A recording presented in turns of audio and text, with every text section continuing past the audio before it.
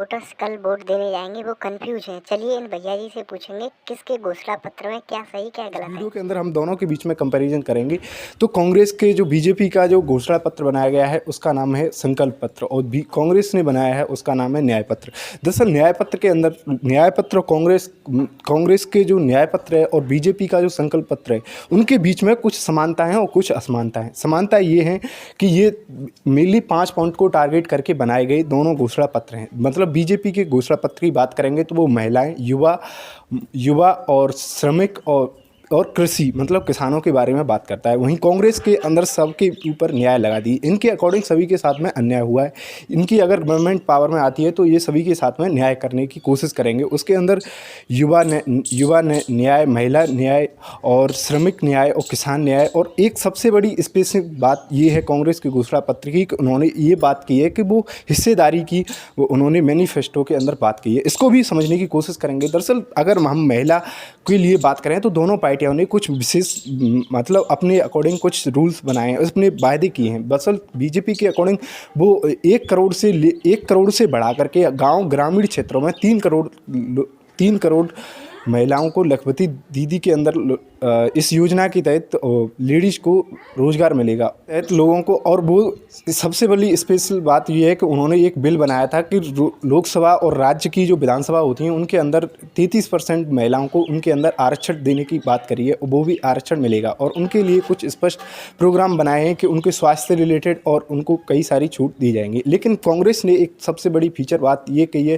कि वो एक प्रोग्राम चलाएंगे। उस प्रोग्राम के तहत लेडीज़ को डायरेक्टली हर साल 1 लाख रुपये उनके अकाउंट में, जो एक परिवार की बुजुर्ग सबसे महिला है उसको 1 लाख रुपए आसानी से मिल जाएंगे। और उनके लिए वो महिला सुरक्षा जो अधिनियम बिल है जो उसको बीजेपी पेश करने की बात कर रही है, जिसके तहत 33% आरक्षण मिलेगा, उसको भी वो लागू करेंगे। 2025 तक वो जितनी भी गवर्नमेंट के अंदर नौकरियां आएंगी उनके अंदर 50% महिलाओं को आरक्षण मिलेगा। और महिलाओं के जो हॉस्टल हुआ करते हैं हर डिस्ट्रिक्ट लेवल पर सावित्रीबाई फुले एक हॉस्टल बनाया जाएगा, जिसके अंदर और कई सारे जितने भी हॉस्टल एग्जिस्ट करते हैं ऑल ओवर इंडिया में उनके डबल हॉस्टल बना करके तैयार की जाएंगी। वहीं बीजेपी के अकॉर्डिंग महिलाओं के लिए सर्वाइकल कैंसर, जो उनकी महामारी के दौरान कैंसर होता है जिसके अंदर कई सारी महिलाओं की मौत हो जाती है, उनके लिए एक कैंपेन चलाया जाएगा। इस कैंपेन को क्या योजना होगी, किसके तहत लाभ मिलेगा, कोई स्पष्टीकरण नहीं है। एक तरह से जुमलीकरण के तहत किया गया है। वहीं एक तरह से नरेंद्र मोदी की ये बौखलाहट, आप उनकी बांसवाड़ा के अंदर ये क्लिप सुनिए। सरकार ने उन्होंने कहा था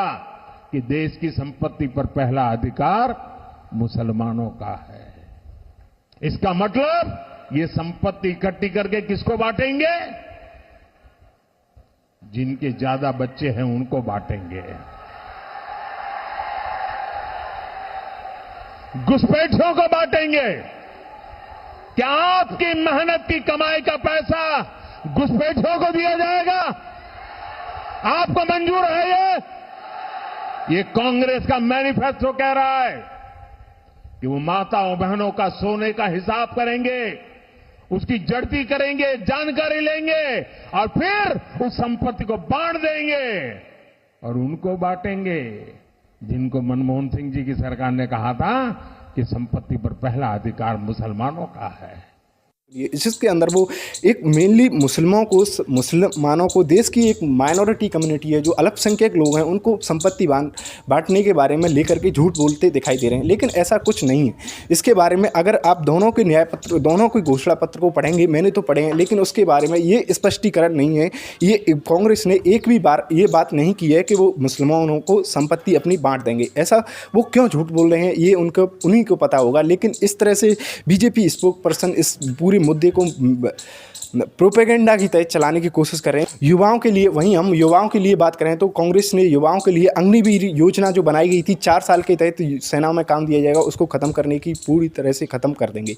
और युवाओं को नेशनल अप्रेंटिस प्रोग्राम के तहत 1 लाख रुपये, जो भी ग्रेजुएशन कर लेता है, डिप्लोमा कर लेता है, तो उसको ट्रेनिंग दी जाएगी ताकि आने वाले वक्त में उसको कहीं पे भी नौकरी मिल सके। और 1 लाख रुपए उस ट्रेनिंग के साथ में 1 साल के अंदर दिए जाएंगे। और पेपर लीक से मुक्ति पाने के लिए, छुटकारा पाने के लिए फास्ट ट्रैक ट्रायल कोर्ट बनाए जाएंगे, जिसके अंदर अगर कहीं पे भी पेपर लीक होता है तो तुरंत 10 दिन के अंदर लोगों को न्याय मिल सके। और इसके लिए जो भी केंद्र गवर्नमेंट में, सेंट्रल गवर्नमेंट के अंदर 30 लाख से ज़्यादा पद खाली हैं, उसको जल्द से जल्द भरने की कोशिश की जाएगी। स्टार्टअप इकोसिस्टम, जो कोई व्यक्ति अपना बिजनेस खुद का स्टार्ट करना चाहते हैं उनके लिए 50% तक की लागत जितनी भी लगेगी उसको गवर्नमेंट देगी।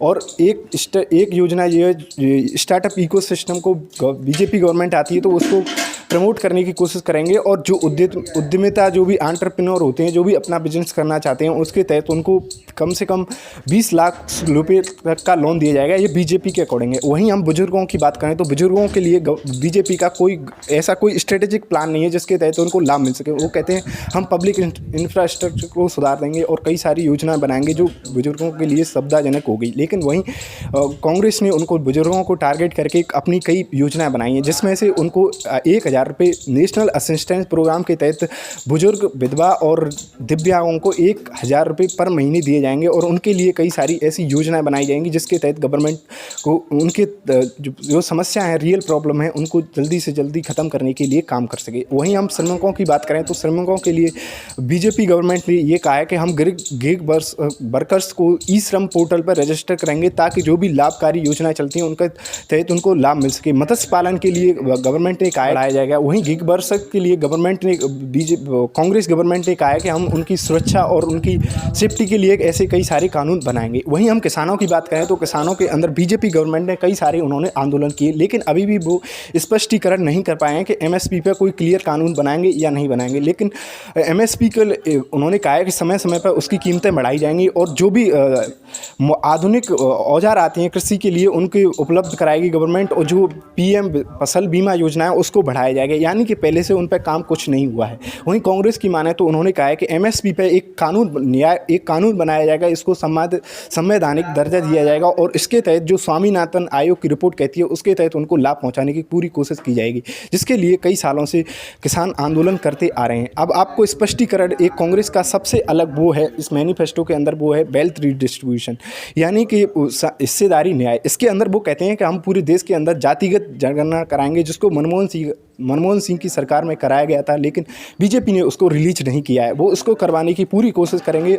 जातिगत जनगणना करके पूरे देश के अंदर फाइनेंशियल इंस्टीट्यूशन किसके पास में कितनी संपत्ति है, किसके पास में कितनी उसकी जनसंख्या है, उसके पास में कितनी संपत्ति है, ये हिस्सा करके पूरे देश में एक तरह से सबको बराबरी का हक समाज के अंदर देने की प्रयास करेंगे। और एक तरह से जो आदिवासी सामाजिक हाशिए पे पहुंच चुके लोग हैं उनके साथ में कई पीढ़ी दर पीढ़ी उन तक विकास नहीं पहुंच पाया है, उनको समाज की मुख्य धारा में लाने का प्रयास करेंगे। इसके लिए उन्होंने कई सारे कानून बनाने की बात की है। लेकिन अब आपको फैसला करना होगा कि ये बात मैं आप पे छोड़ता हूँ कि जो भी एक तरह से झूठ बोलने वाले या आपको जिस किसी की मैनिफेस्टो में दम लगे, जिस किसी के भी घोषणा पत्र में दम लगे, उसको वोट करें और वोट करने जरूर लाएं। जय हिंद, मिलते हैं नेक्स्ट वीडियो।